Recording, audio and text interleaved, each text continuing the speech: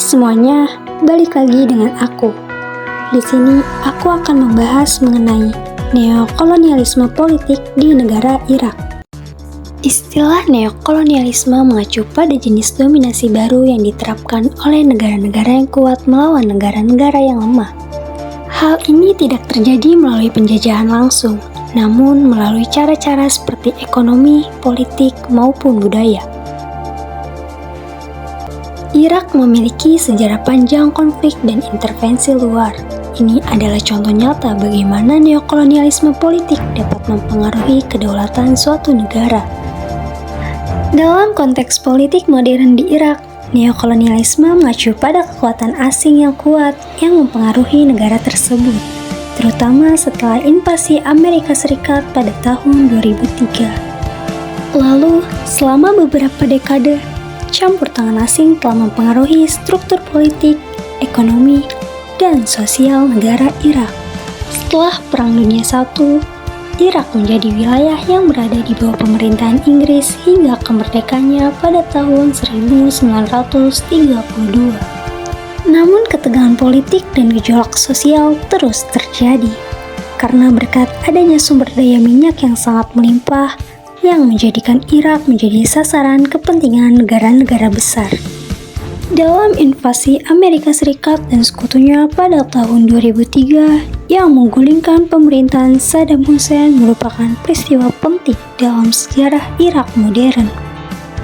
Setelah jatuhnya Saddam Hussein, Irak menjadi arena politik yang diperebutkan oleh kekuatan-kekuatan asing, terutama Amerika Serikat dan sekutunya. Mereka mencoba membangun pemerintahan baru dengan sistem demokrasi yang cenderung dipaksakan. Meskipun tujuan utamanya adalah untuk menegakkan demokrasi, tetapi faktanya negara-negara tersebut sangat bergantung pada kekuatan eksternal, seperti untuk masalah politik, ekonomi, dan keamanan. Pembentukan pemerintahan baru, pemilihan pejabat, dan kebijakan ekonomi negara dipengaruhi secara langsung oleh kekuatan-kekuatan asing.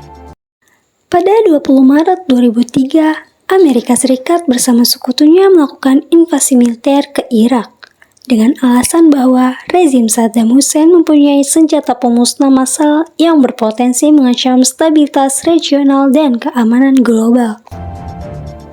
Invasi tersebut menandai bahwa berakhirnya era pemerintahan Saddam Hussein dan membuka era baru, di mana Amerika Serikat dan kekuatan asing lainnya berpengaruh langsung pada Irak. Meskipun Irak secara resmi memperoleh kedaulatan pada tahun 2004, Amerika Serikat secara langsung terlibat dalam berbagai bagian penting dalam pembentukan pemerintahan baru di negara Irak, seperti membangun konstitusi dan merestrukturisasi perekonomian. Karakteristik neokolonialisme di Irak mencakup pengaruh militer asing. Setelah invasi tahun 2003, Irak berada di bawah pendudukan militer Amerika Serikat dan sekutunya. Amerika Serikat melakukan banyak hal untuk membuat sistem politik baru di negara Irak. Meskipun pasukan Amerika secara resmi menarik diri dari negara-negara tersebut pada tahun 2011, masih ada jumlah militer yang signifikan di negara-negara tersebut, termasuk basis militer dan pelatihan personel. Seringkali keberadaan ini dilihat sebagai bentuk dominasi atas kedaulatan Irak. Basis militer Amerika Serikat tetap ada, dan keputusan keamanan sering dikonsultasikan dengan atau bahkan dikendalikan oleh otoritas militer Amerika Serikat.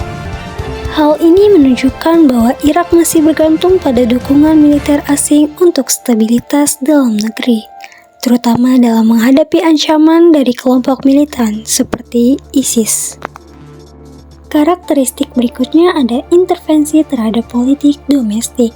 Setelah invasi, Amerika memainkan peran yang signifikan dalam pembentukan struktur politik di Irak. Amerika Serikat berusaha membangun pemerintahan di kawasan yang sesuai dengan kepentingannya, terutama untuk menjaga kestabilan pasokan minyak dan memiliki pengaruh politik di Timur Tengah. intervensi tersebut justru menyebabkan ketidakstabilan politik yang mendalam, meskipun dimaksudkan untuk meningkatkan demokrasi.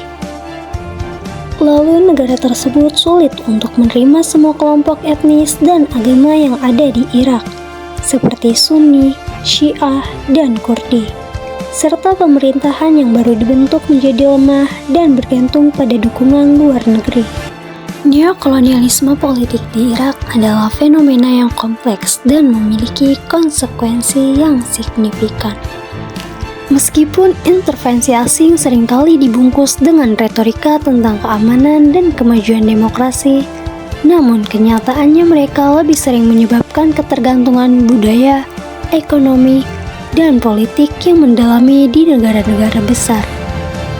Irak adalah contoh nyata bagaimana neokolonialisme politik modern dapat membatasi kedaulatan suatu negara dan melemahkan di dalamnya. Jika Irak ingin keluar dari belenggu neokolonialisme, maka harus memperkuat pemerintahannya sendiri, mengurangi ketergantungannya pada bantuan internasional, dan mencapai konteks politik yang inklusif di antara komunitasnya. Untuk memungkinkan Irak memperoleh kedaulatan penuh, juga diperlukan keterlibatan internasional yang lebih adil dan juga seimbang. Sekian pembahasan yang bisa saya jelaskan, kurang lebihnya mohon maaf. Sampai jumpa di video selanjutnya. Bye-bye.